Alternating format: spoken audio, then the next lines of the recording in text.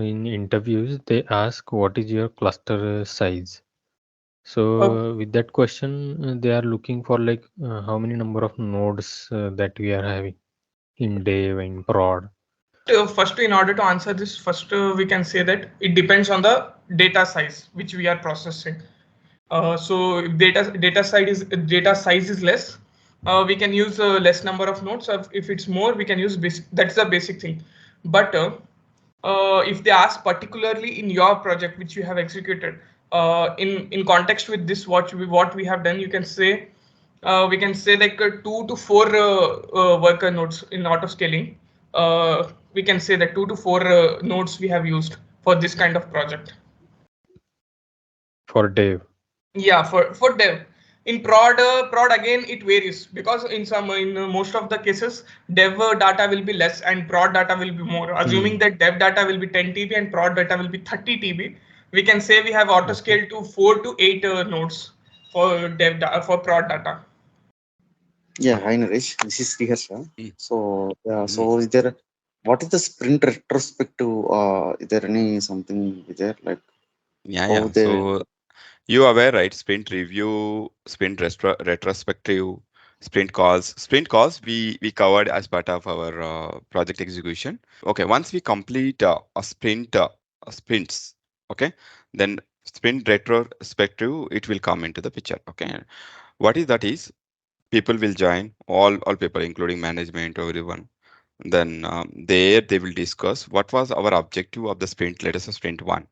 Okay, have we achieved or not? Let us say there are user stories, 100 user stories and 200 tasks.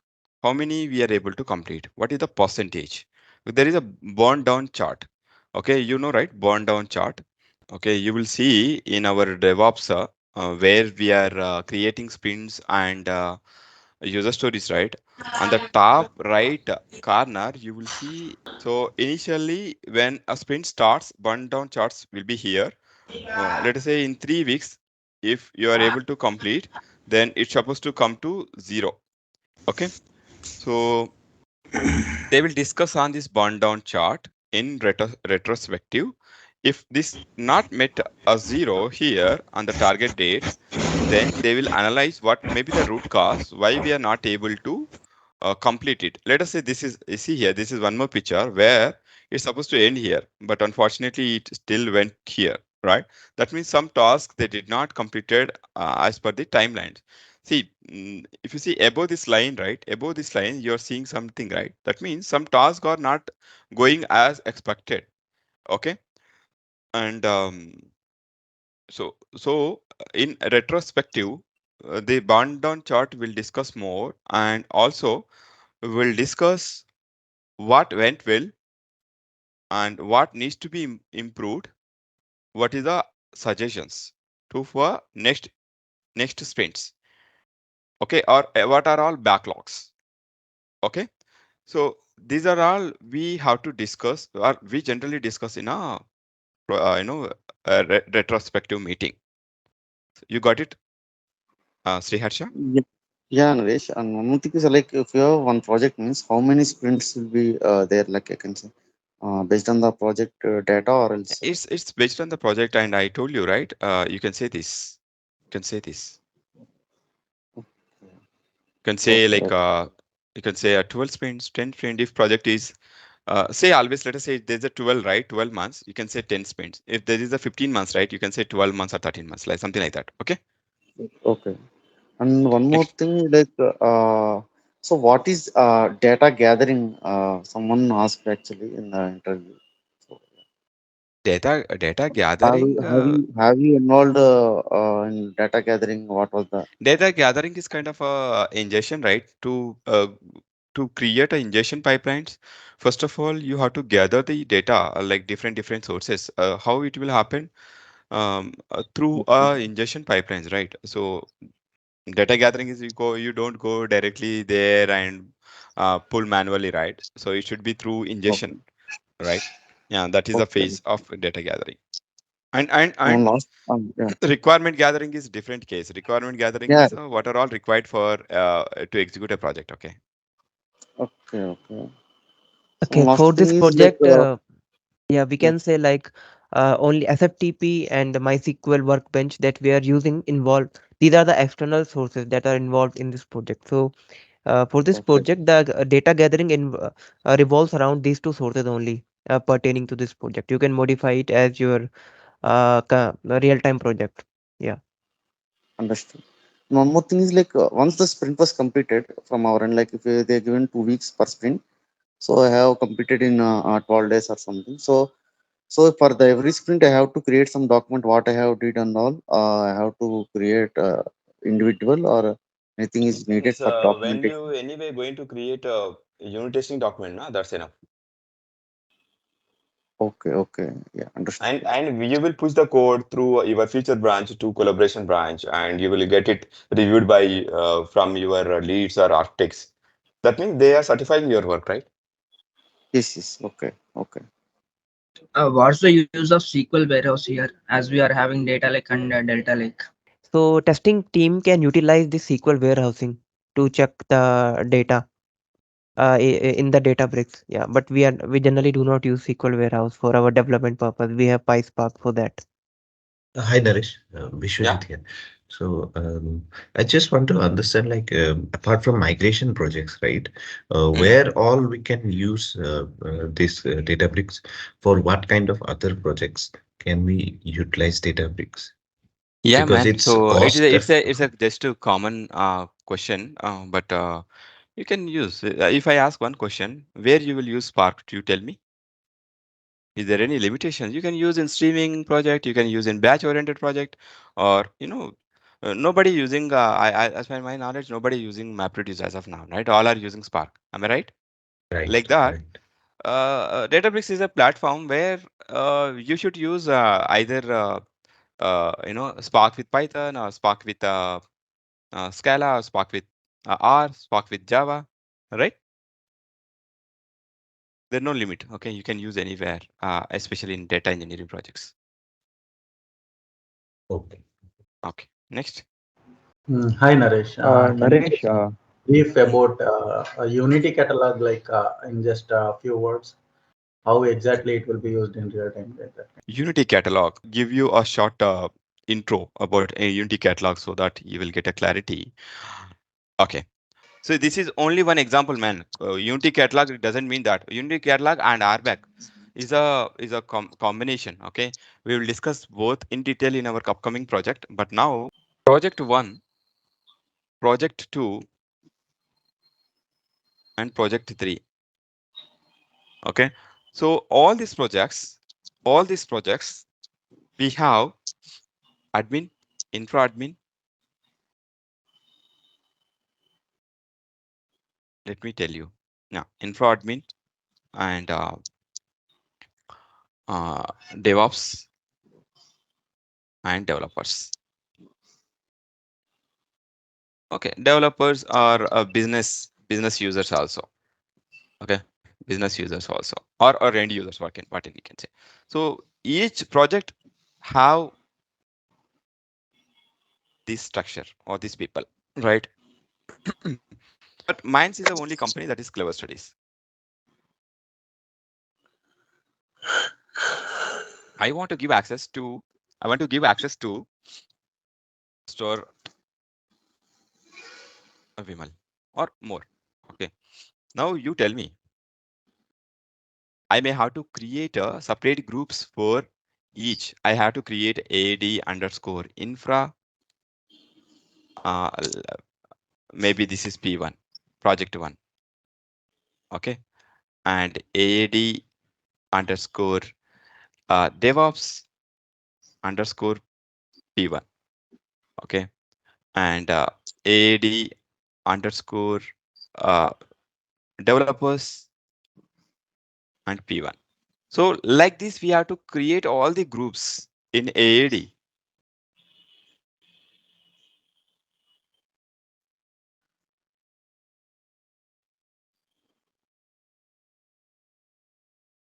This could be three,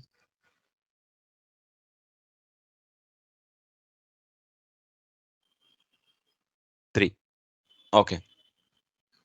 See, you tell me, I'm just given only three, but in real time could be each project may have a lot of groups, lot of people, lot of groups. It is very headache a company to maintain.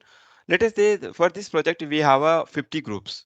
Like this project maybe 150 groups. Here it is only 150 groups. What about if company is having 10 projects, hundreds of 100 groups, right? To maintain that hundreds or thousands of groups is headache for any company.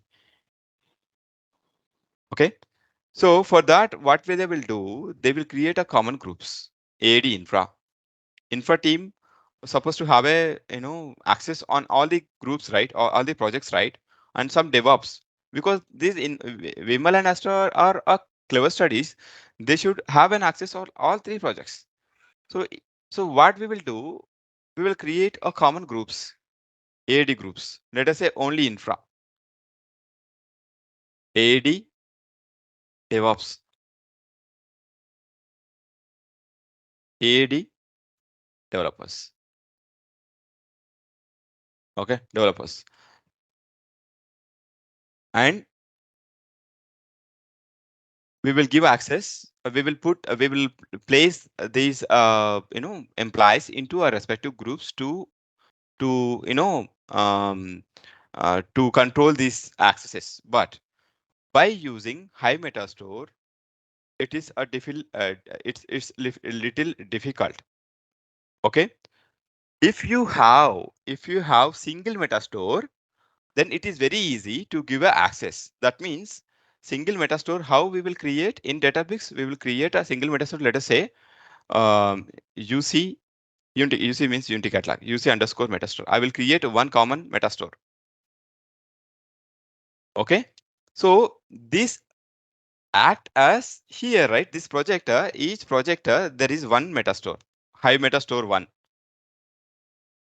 Hive underscore metastore store one. Okay. Hive metastore one. And for this, Hive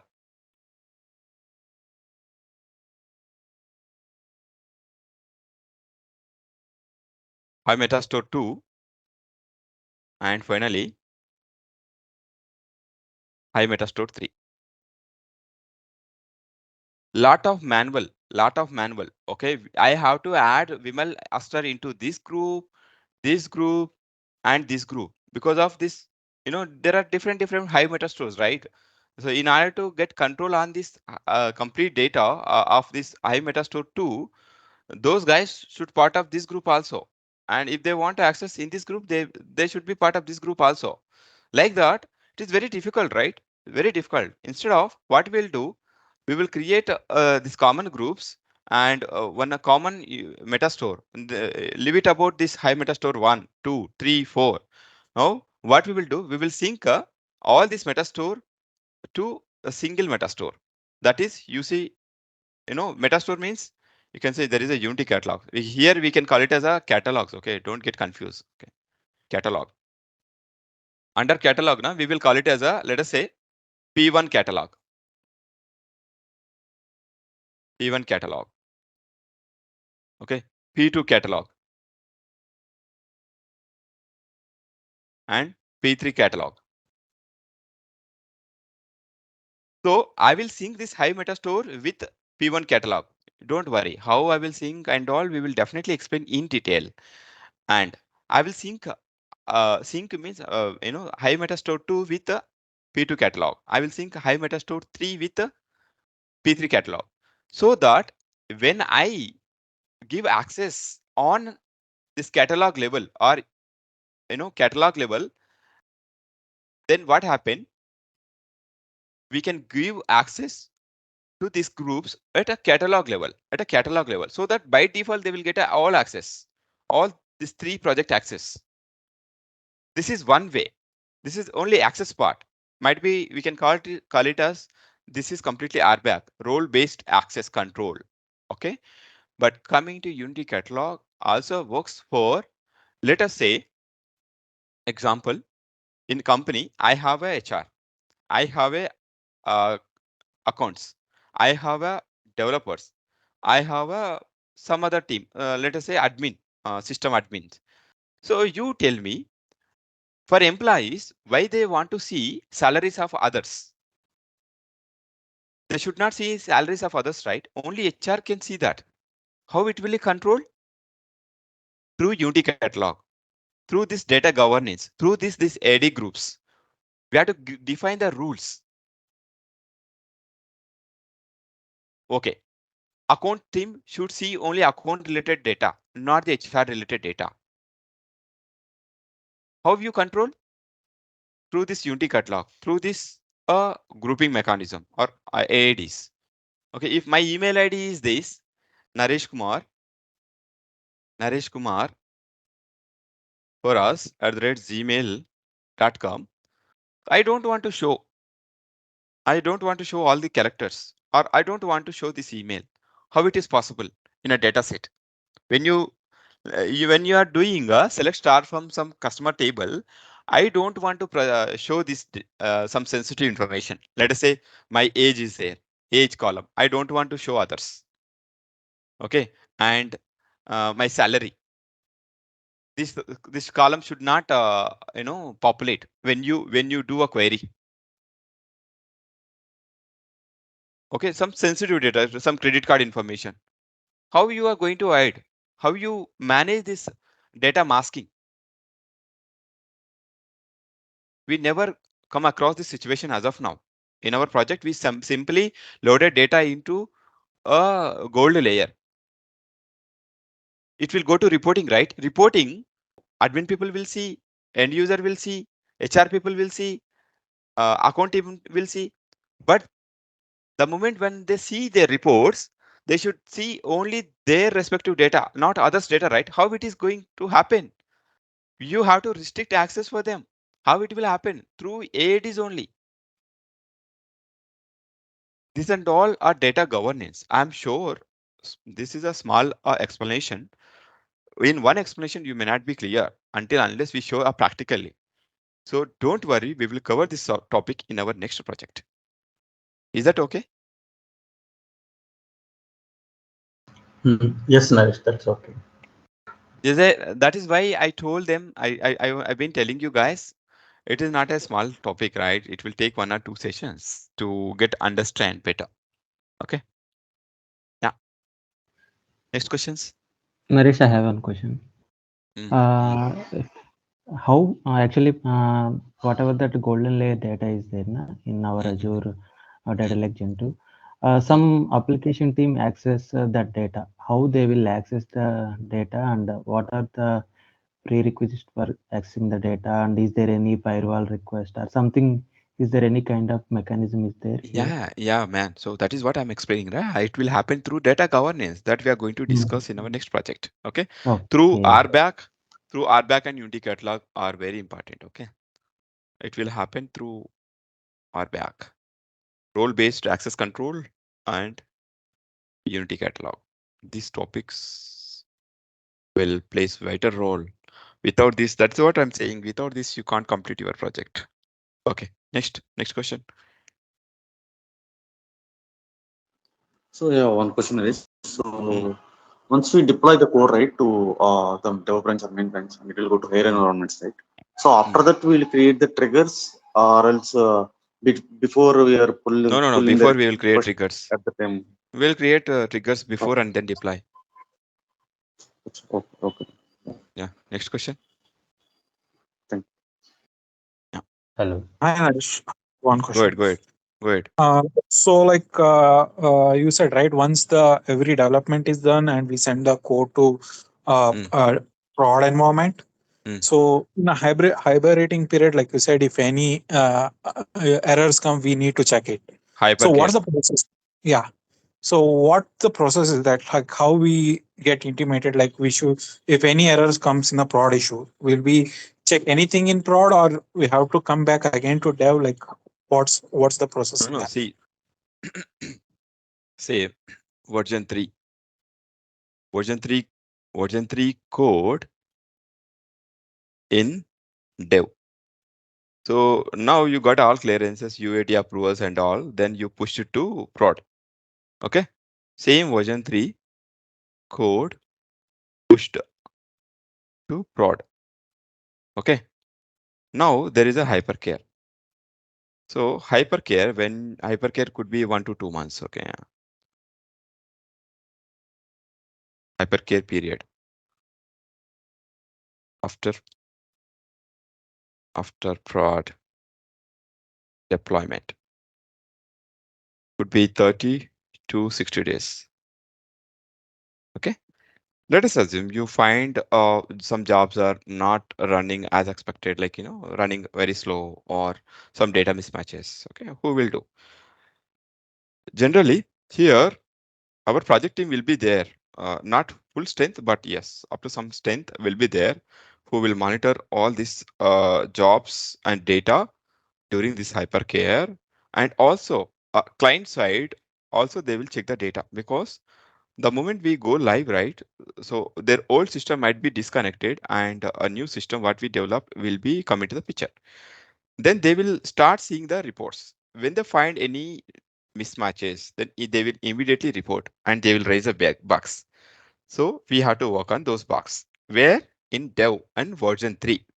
So let us say during hypercare, they raised bug box 3. Okay, 3 bugs they raised. Okay, then what I will do based on these 3 bugs, we as a developer go to dev and we fix the 3 bugs. After 3 bugs fixed, then my code will push version 3 code. Okay, sorry, version 4. My code now we have a version 4 after fixing 3 bugs. I will move I will deploy. Okay, that is called CI/CD, right? Continuous integration and continuous development. So, well, you know how to push the code to prod. You saw that in our previous session. Then we will push that latest code. This code will go to prod. So once this, they will give us time. In that time, we have to complete that deployment. Then once we deploy that, they will see version 4, version 4 code in production, so that they will retest it again. Their problem should be resolved after pushing version code into production. Getting me? Yeah. Next question. Yeah, one more, like related to prod only. If any pipeline fails, like what's the timeline to resolve that prod issue? Like, will you work on that? Like, it's not related to bug. If any failure of pipeline. See, I understood. So you have to know what is P1 ticket, what is P2 ticket, what to, what is P1, P2, P3,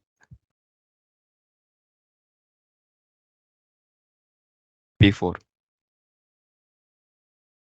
P5, P1 is very high. High. It could be 1 hour to 4 hours. Not exactly, guys. You can check it in Google. Okay. It is P2 is medium. Could be 1 day to 2 days. I'm just giving you an idea. Okay. And this is a low. Could be a couple of days, might be 2 to 4 days they may give. And I think this, I don't know what it calls, but so this is low, but not that much urgent. Let us say there's a time format difference. There is a, the required time format is YYY MMDD. But unfortunately, we are sending MMDD YYY. Okay, it is only a time format. Okay, but data is coming very good. So in that case, they will say that this is not that much urgent. We are raising a ticket on this issue. Please go ahead and work on it, but we need format like this. Please update our code, your code. They may give us some, maybe 8 days time also, a week time. It's not that much urgent. Okay, low with less severity. Okay. Naresh, where we will receive these tickets? It's a service now. Service now or in DevOps also we have a, in where you see now, DevOps, there are bugs also they will assign in Azure. We no need to use service now ticket. The moment they raise P1 ticket, then um, we should be very careful. That means it is a business critical. Okay, business critical. Okay, okay, business critical. Um, that means we should resolve that in hours. Our clock will start. If you're not able to complete that issue or fix issue, there could be some penalty as per the SLA. Okay, so SLA means service level agreement. Fine. It could be, let us say, it is related to revenue. Okay, if you are populating wrong figures or prices or revenue, then that is super critical for them. Okay, or if it's a bank, then if you are missing some transactions, that is a super critical.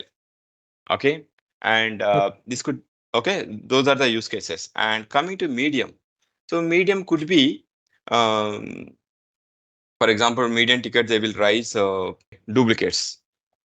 Duplicates are flowing, or some data precision issue, or some rounding issue, data rounding issue, or data type mismatch issue. These and all they will raise as a bug with a medium. And a low, again, I told you, right? Low could be, it depends. It depends. If they don't have a urgency, the same like this with this data, then they may put into a low. Okay. So they want, let us say now they are getting only first name and last name, but they want full name.